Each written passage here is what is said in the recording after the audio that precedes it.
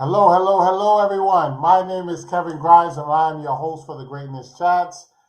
Kevin Grimes Sr. Sorry, let me get that correct. And I'm going to have my amazing guest introduce herself. I am Jacqueline Boone of Boone Law PLLC. I own a boutique law firm here in Yonkers, New York. Hello to everybody. Well, I definitely want to say thank you very much for coming on. Thank you for You, having you me. may have heard you may have heard her speak at some of my events. You may have seen me on live with her. You may have seen me post her up because definitely this is someone who I seen her at an event, right? I seen her on the flyer of an event that I was intending to attend and I didn't go. And I was like, darn, I really wanted to meet her because one, she looks familiar, right? And we've had this conversation, right? We definitely from the same territory We are. and and know a lot of people in common. But I'm like, a sister Esquire, and she don't seem timid, right? And I had the opportunity to actually hear you speak and meet you, and I'm like, she definitely ain't timid. Not at all. She's That's the Leo definitely in me, not. brother. She's definitely not someone who's gonna play with you, and that's who I want to have my back, right? So I'm letting the world know this is somebody who has my back in the legal field because I do call on her because I know that she's someone that has my back. So let's kind of get started. Tell the people. So we're gonna jump right into questions, or we're gonna break the Let's ice a do little it. bit. All I right. mean, if they want to know who I am, you can Google me, Okay. Google me. Absolutely. I practice real estate law, landlord tenant law, general civil litigation here in the state of New York. Walk me into any courtroom up against any opponent and watch me do my thing. So Great, you can good, go good. into the I question. love, I love that. I love you see that. You see that confidence, right? You see that, and you are the only black attorney who I has am their the own only Black solo law firm here in Yonkers, New York. Female, Black owned. female black on. And this year, Beautiful. November, makes 10 years that I've been open solo. Nice. Never, ever have I worked as an attorney for anybody else. As soon as I got out of law school, I hung up my sign and I started getting the business. That's what you call a boss, right? I didn't need no one else's permission but my own. I like That's that. it. I Mine like and that. God's. I'm on his path. I like that. So can you tell people what made you decide to want to go into in the career of You know what's law? so funny? I get this question a lot, and I've done speaking at high schools, to inner city kids, and I always get the question of what made you go into law, and I always give back the same response, and it's not to be funny, but I always say I didn't realize that there were any other jobs. So I just have to be honest with you, is that that's what spoke to me from a young age. I remember being in MS 113 in the Bronx on Olduville Avenue. Oliville. Yes, when I was in sixth grade. And I remember we had like a career day, and the teacher said, what do you want to be? And I just wanted to be an attorney. And I know a lot of people think that being an attorney is about like to argue or, being very verbose and talking a lot. For me personally, that's not what it is. It's the fact of being able to persuade. For me personally, it's the power of persuasion, not only through how I speak in a courtroom, but I do a lot of writing, litigation. So having the ability to use the law to persuade people, to do things in my favor or do things in my client's favor, to me is very powerful. So I don't really have a direct response, to that as in terms of what inspired me to be an attorney. It's just the path that God put me on, and this is where I'm at. Nice, nice. So when we talk about path, right? Was there any defining moment in your career that you said has changed you ever since? Like, was there something that happened in the law, like with a particular client, a scenario, a situation? You don't have to get into direct details. Not really, no particular situation, but what I can say is, and this is the honest to God truth, is that I've learned more from my failures or from my losses than I ever have from any books that I've read or any successful cases that I've won. That is what defines me as an attorney. Those are the things that help me actually get better and better as the years go on. The cases where, I'm walking into the courtroom like I'm that girl, and I am, but then something happens that keeps me on my toes and keeps me learning and keeps making me want to be better as an attorney for the people who I know are looking up to me. Not only my own children, but like I said, I have no issues with going and speaking to high school girls. And when I was in law school, we did a program called Street Law, where I went to New York Law School. So we came out to the Bronx and we taught what stop and frisk and police interaction was, criminal law, to 8th graders. And I've actually had some of those 8th graders from 15 years ago being in law school reach out to me now. You know what I mean? So yes. No particular situation, you know what I mean? But it's just I find that the failures actually propel me way further than my successes. All right. I'm going to stick to, in legal terms today for today's conversation, I'm going to probably try to stick to legal real estate, because legal real estate is less personal, right? Yeah. It's personal, but it's a little less, we can more open and talk about, right? So what are some common misconceptions have you seen buyers and sellers have when it comes to the legal aspect of real estate? When it comes to the contract process? The contract process, yes. That everything in the contract is exactly to the letter of the law. It just does not work like that. It really doesn't. So my job or my role as a real estate attorney is to make sure that contractually what a person is buying or what a person is selling, that's what the contract says. But we have to remember that if everyone were to stick to the letters of the contracts, then I would have no job. You understand?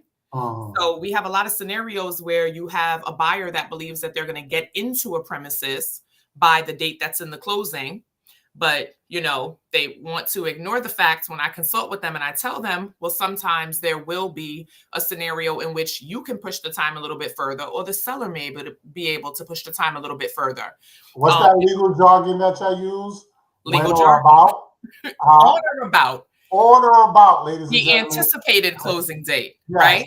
I hate that wording. I wish it could come out of a contract, but it protects everyone. I was going to say it does. So say, for instance, if you're a buyer and, we give on or about 60 days to get to the closing table. And let's just say that you're the buyer and your bank is not ready. How would you have liked if the seller would have put in an ironclad date within that contract? That wouldn't have worked for you either. You understand? So the hardest part of my job is getting people to understand that while we aim for the best in real estate contracts, and obviously real estate is probably the funnest part of my job because it should not be a contentious situation. You have somebody that's super happy about buying a premises. You have somebody who is super happy about selling a premises. But at the same time, when things don't go the party's way or the way that they would like for it to go, somebody has to get blamed. And, it is what it is sometimes. So that leads us to the next question, right? Uh-huh. How do you balance professionalism and compassion in those type of scenarios where everybody may not be happy? To being honest, I'm not here to lie. First of all, it's not within me. Second of all, it doesn't benefit me. So what I like to do from the beginning is, to answer to the call of your question, there is no passion when it comes to the law. And I'll just be honest with you. That's not what I'm here for. You know what I mean? Go to your deity if you want some sort of compassion. What I'm here for is to express to you exactly what you're getting into and not BS you from the beginning. So that way, if you feel like I'm not giving you compassion, I don't really know what to tell you. But what I am giving you is contractually, I'm giving you exactly what you hired me to do. And that's give you the letter of the law and what you can do within the legal parameters based upon the contract that you signed. So it's not that I'm not a compassionate person. However, that doesn't really fit into my job in terms of what I've been hired to do. And also, to be honest with you, sometimes we have to take our personal feelings out of the situation in order to keep people's heads on straight so that they can make the best determination for themselves. Because as we know, cooler heads always prevail. Yes. So what we don't want, what we don't want to do is get people too into their feelings about a legal contract, because sometimes I've had people cry over not being able to obtain a mortgage or fulfill a contract. And I'll say to them, rejection is God's way of showing you you're going in the wrong direction. And then they'll end up finding a better seller or a better buyer and a better contract to enter into. So that we can put compassion to the side a little bit and just focus on what is the letter of the law. Is my attorney doing what she's supposed to do for me? And me just giving you the best options and telling you legally what it is that you can do. You make the decisions on your own. I'm just here to guide you legally. Yeah. I can say I've never had a client lose out on a house and not get something better. Exactly. For me, Exactly. I have I never, completely agree. and I'm saying this. I hope one day I hope it stays that way. But I've never Mhm. had a person lose a deal and not get something better. Mhm. Mhm. So let me ask you about the legal aspect of being a female, right? A woman in this industry, right? Have you ever felt shaded or like things were a little bit harder for you when you went into court? Or Every day. okay, Every single day. But you know what's so funny? In the past 10 years, I've learned how to navigate that. You know, I personally have used that to my advantage because I already know that not only I'm walking in as a female, I'm walking in as a young Black female. So I already have, well, in my own backyard, being Yonkers, New York, my name speaks for itself. So whoever does business with me, they already know what they're getting. But when I'm up against people who don't know me and they see me for the first time, especially since, based on my last name, you might not be able to tell what demographic I am. I use it to my advantage in that people may think that they're going to get over or they think they're going to be able to speak to me in a certain type of way or garner a certain response from me because they're expecting an aggressive Black woman. So whatever I believe that someone thinks they're going to get from me, they're going to get the complete opposite. nice. So that's And, how I've learned how to and navigate through that. yeah, and I think Whereas that's what opposed most to, people respect about attorneys is just the minds, right? Because I think, like as a realtor, I have to be a therapist, a cleaning person, a psychiatrist, Mhm. or a builder sometimes, right? And when you talk to attorneys, it's like you expect the mindset is just I'm thinking 3 steps ahead on a Mhm. legal standpoint, and that's why I love what even conversations I've had with you. And I'm like, well, Jack, why can't you just do this? Well, let me tell you why, Kevin. But you And know you break what? it That down. also comes from experience as well. So Right, we have the legal aspect of it is what we learn in school, or perhaps what somebody who works for another attorney learns from that other attorney in terms of how they would deal with it. But me personally, I come to you from my own experience and things that I've seen happen. Not only that, I'm a person. I'm a relatable person. You understand? nice. Entering into contracts or having a landlord tenant problem or having, a tiff with somebody that leads to civil litigation, I can relate to that. So not only am I giving you, the things from the legal standpoint of it, but I'm giving it to you from the real life scenario of my experience, coupled with maybe some of my other client experiences as well. Nice, nice. So, give me real quick. Can you give an example where your experience in a situation you was able to win the case because of your experience? Oh, that happens all the time. So Give me a quick one. Give me a quick one. I I want to can't give know. you any examples off the top of my head because I didn't prepare for, No, no, no. That's fine. That's fine. but it happens in that, like I said, I practice here in Yonkers, New York. I went to high school here. I interned for an attorney here prior to going to law school. So I interned in the courthouses here back in 2004 when I was still in high school. Nice. So when you say experiences that have helped me, it's that um your opponent, you know what's coming from the other side. The clients that come into my office, I'm able to help them because I play within this backyard. I know the attorneys here and I know the next chess move that they're going to make. So like Nice. I said, not only do I know the law, I know who I'm dealing with. Okay. So I know You how know a the players in particular the game. Oh, I know the players in the game. And even Okay. when I don't know the players in the game, based upon how the moves that an attorney has previously made, even if I don't know them, I can anticipate what they're going to do next. Nice. And Nice. I'm Okay. already on it. I like that. I like that. So not a particular scenario, but just knowing that you're going to use your expertise and what you've learned in life Oh, to be absolutely. able to win it. I love that. Absolutely. I love that. All right. Next question. Is there any woman in your life that has made such an impactful mark on you, whether it's forced you just to be want to be successful, to be an attorney, just to be a great mom. I'm sorry in your introduction I should have said that first of all because listen, your kids come first. You are an Absolutely. amazing mother, Thank you. to me I look at that before success, right? Because to me, you can't be successful if you don't take care of your family, right? Amazing. And if Mhm. you put your kids first, to me, like I'll never be that person. Oh, I'm on the phone. I'm with my kids. I gotta call you tomorrow, or I'm at a kids event. All the Mhm. blessings. I'll talk to you when we'll wait, right? Because you are an amazing mom. So, is there any Appreciate that. particular female in your life that has made that influence on you to make you a great mom and a successful attorney? I hate to be that person, but I would have to say no. I No? really would have to say no. Okay. No. So I don't really come from, you know, without turning this into a therapy session, I Yeah, don't yeah, come yeah. from a We great can, we can. background. We can't, Mhm. brother. You know, I like to stick to the letter of the law. But Yes. this, I don't come from a great background. I don't come from wonderful parents. If I did have to pick someone, it would be my older sister. I have a sister that's 4 years older than me. Okay. And clearly, since we came from the same household and the same experiences and the same traumas, I would say that my sister, more than anybody, I would definitely take my hat off to my sister. She is an amazing mother of 4. She is in the Air Force. She has been for 20 plus years, and she's actually a registered charge nurse. So she is beyond amazing to me. You know what? I'll pick my sister. I'll pick my Okay. sister. I see the You know, little, I got you right there, right? And that's what I wanted to do. I wanted to no, brother. you know, sometimes you gotta get the Yeah, attorney. I'll pick my All sister. right. So if you could see one change in the female legal aspect for attorneys, if you could see a change in that, what would it be? The And change that I would like to see. Huh?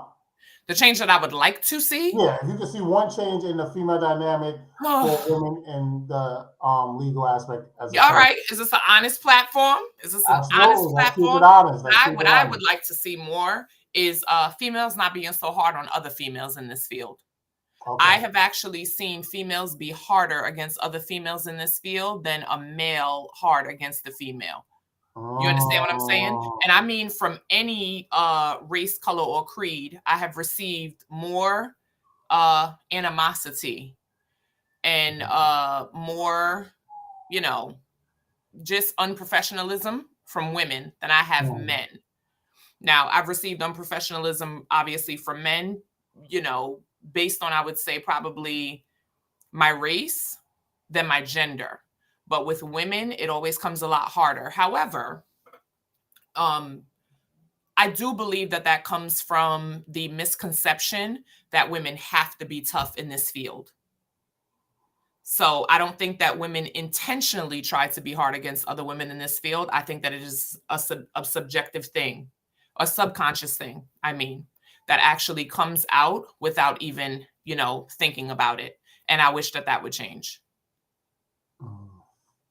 You said I could be honest. I see. No. If you're not going to be honest, don't come on my platform and don't speak to my people. We want to hear them. We want to hear them where they can feel it. So let me ask you a question regarding to, do you handle trust in the states, correct? I do not. No, Okay. I actually siphoned that out to a very wonderful woman attorney. Okay. Yes. So give me an example of, so you do real estate, Heavy landlord tenant. landlord Tenant law. tenant. All right, so let's touch base on the landlord tenant, right? All right, so let's do that. I have a lot of landlords, investors that are in my network. Okay, well, let me use your platform to get my message out. Let's go. Let's get it out. And I have to say this, and I hope that everybody who is listening, just please listen to me, please. When attempting to purchase property in the state of New York, particularly in the county of New York, New York City, I'm talking Brooklyn, Queens, Manhattan, the Bronx, Staten Island, right? But when you are purchasing property to be an investment property, meaning that you intend to rent those premises out and be a landlord, please come to an attorney, right? That understands both real estate law and landlord tenant law. It does you no good to attempt to invest in property whereby you are going to become a landlord and you have no knowledge of what it means to be a landlord, particularly in the county of the Bronx. Bronx County is a heavily tenant-friendly county. And if you have an issue with getting your tenant out or receiving rent, you're going to be stuck with that tenant for a very long time.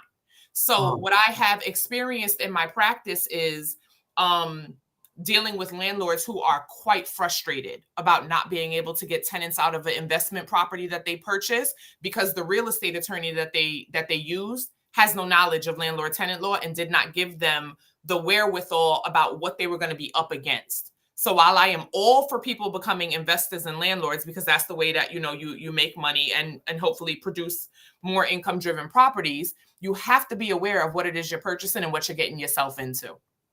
Got it. I get that. I'm sorry if that had nothing to do with your question, but I had No, to get no, that. no. It was impactful because, like I said, a lot of people that's in my network, as well as every other people, but people also looking to become an investor, right? Yeah. And investors is knowing that legal ramification could financially Oh, drain it can you. absolutely, especially I have a lot of properties that are owned, or excuse me, a lot of landlords own what's called small properties, 3 families or less. Obviously, they're relying on the income from these tenants to be able to pay the mortgage, pay the real estate taxes, pay the maintenance on the property. And if you're not being paid by a tenant, then obviously you're going to be unable to pay the mortgage, and there goes your dream out the door. When you could have just come to an attorney that practices both from the beginning, and I would have gave you the real about it. Hey, when you take on this property, you have a Section 8 tenant. So in addition to having a lease agreement with the tenant, you also have a lease agreement with Section 8. This is how you would be able to proceed forward. Particularly in New York City, New York County, a lot of people don't realize if you have no lease agreement with your tenant, nothing in writing, you're not allowed to take them to court for money. So while you're busy not getting paid, yeah, right? Shocker. You cannot take someone to court in New York County in the event that you don't have a written agreement with them. It is absolutely bizarre and heinous. However, if you don't receive this knowledge at the time that you're purchasing the property, you're going to be very upset moving forward. And you don't know how many conversations I've had with clients where I've had to tell them, I'm sorry, you're screaming at the wrong person, but I'll take it. But let me break it down for you and help you understand it. So It's terrible. let me ask you a question. Mm-hmm. If someone has a lease that expired, Yep. and the landlord is now asking for monies that's owed to them, they Can't can't do take it that. to court? Nope. Contract period has ended. The only thing that you can take the tenant to court for is called a holdover. What a holdover means is that you no longer have a valid lease agreement, and the only thing that you're able to do is ask the court for your property back. But in the meantime, since that So they can't even ask for that money back at all? No, what you can do is you can ask the court for it. The court is more than likely not going to give it to you. Once the landlord-tenant relationship ends, the tenant is out of the property, you're able to take the tenant to civil court and recoup the money. But you don't have anything in writing saying that they owe you at that particular time frame. You don't, but Law School 101, Landlord-Tenant 101, it's something called use and occupancy. Forget about the fact that we had a contract that expired. You still lived in my property, and the reasonable value of you living in my property was X, Y, and Z. So once again, plug, brother. Not only do I practice real estate, so I can tell you what you're getting into before you buy the property. If the tenant gives you a problem, I practice landlord-tenant. And after that tenant is out, I practice civil litigation to be able to take them to the next court. Nice. See, listen, I said I'm promising that I'm going to start making these to the point, and then I'm allow you to provide your contact information. I just want to say thank you. I thank you for your support. I still have people that, like, I remember when you was part of my last Easter event, right? And we hope to have you again this year, right? The amount of women and their little kid, their daughters, and it was like, oh my God, mommy, she's an attorney. Oh, I love the babies. It's like me, right? It's how I feel. I'm in my age, right? And listen, when I meet attorneys and female attorneys, especially having their own practices, my level of bow down is like, and respect is because I wish I had somebody when I was younger, just to be able to bounce questions off of, right? Yeah. Not saying that, oh, I'm going to jail or anything like that, but no. How can I ask someone a question to say, just help, right? Like, oh, I don't want to pay $1,000 retainer to ask somebody a legal question because I don't know anybody. Thank God that I'm blessed to have friends like you, right? So if someone does have a question, can they contact you? How do you go about consultations? Tell the people how to contact you. Well, they can definitely contact me. So my website is, my last name is boonelawny.com. Last name is BOONELAWNY.com. You can put a question in there. It comes directly to my email address, or you can simply call my office. It's 914-771-8100, 914-771-8100. I don't charge for simple questions because that's stupid. But if you want a consultation, if you're asking me about a specific situation and you have voluminous documents, then we can obviously schedule a consultation, and there is a small fee for that. Depending on the situation, if you end up retaining me for whatever your situation is, then the consultation fee that you paid will be credited to the retainer amount that you have to pay me. But in terms of small questions, I have no problems answering them. None whatsoever.